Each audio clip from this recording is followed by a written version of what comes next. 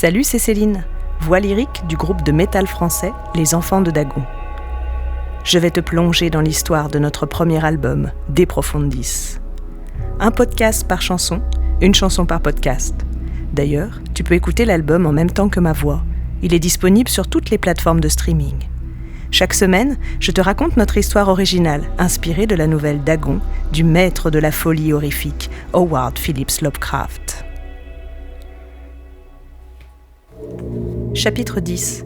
L'ange déchu.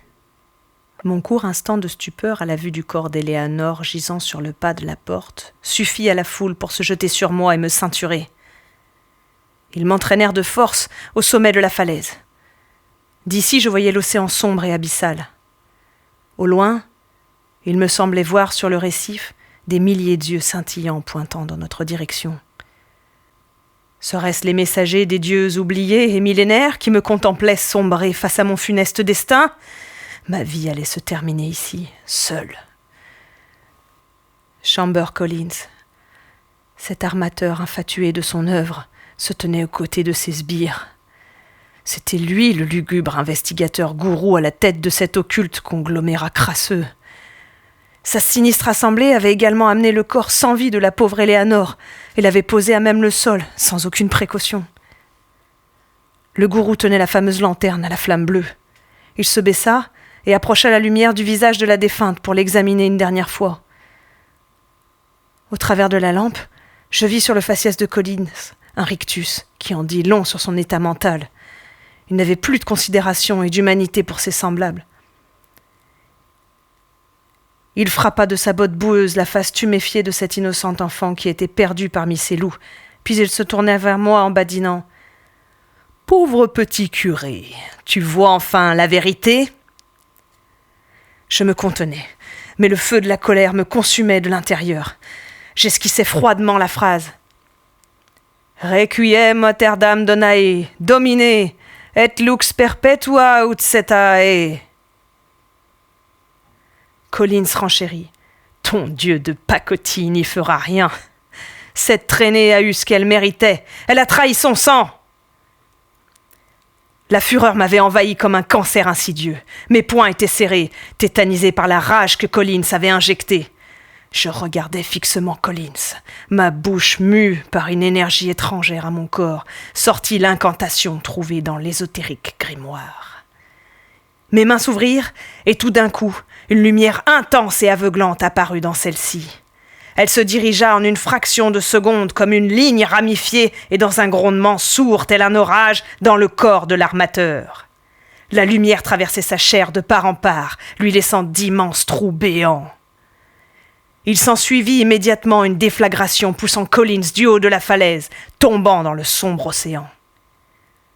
Qu'avais-je donc fait ? Je venais de prendre une vie.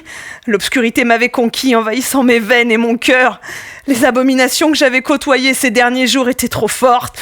Je pris la lanterne qui était restée à terre et utilisa la flamme bleue pour allumer ma soutane. Je sentais la chaleur. Mon corps se consumait. Mon calvaire était sur le point de s'achever. Je pourrais retrouver une plénitude dans l'autre monde. Je sautais de la falaise, sombrant dans l'abysse océanique.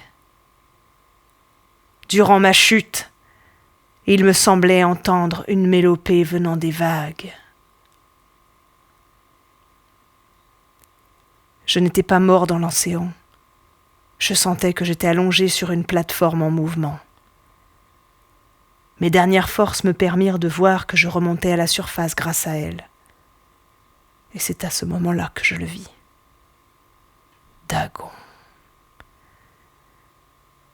Cet immense colosse contemplait son océan avec ses milliers de descendants impurs à ses côtés.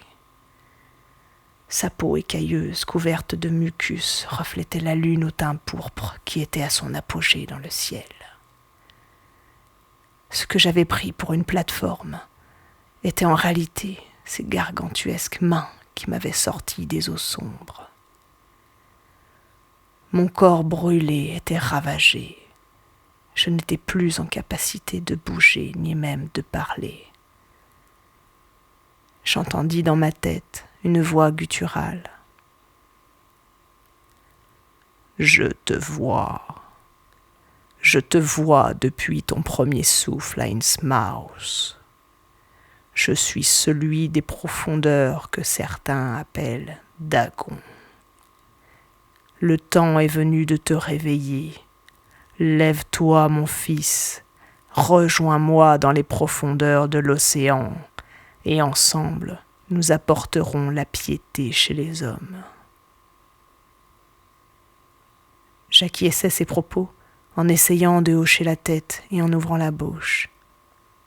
Oui, mon maître. La voix caverneuse poursuivit. L'enfant est toujours vivant. Tu viens d'écouter un chapitre de la nouvelle créée sur l'idée originale du groupe Les Enfants de Dagon et qui raconte l'histoire imaginée pour notre album De Profundis. Chaque chapitre est en miroir à chaque chanson de l'album et présente l'histoire du personnage principal, Pierre Duval, et de son aventure à la découverte d'Innsmouth et de ses étranges villageois.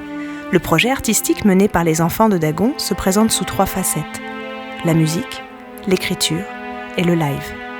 Réalisé par passion, nous te souhaitons un beau voyage au cœur des ombres et de la brume. Partage ce podcast, fais vivre cette œuvre et rejoins l'ordre ésotérique de Dagon. Sur les réseaux ou en vrai. À bientôt!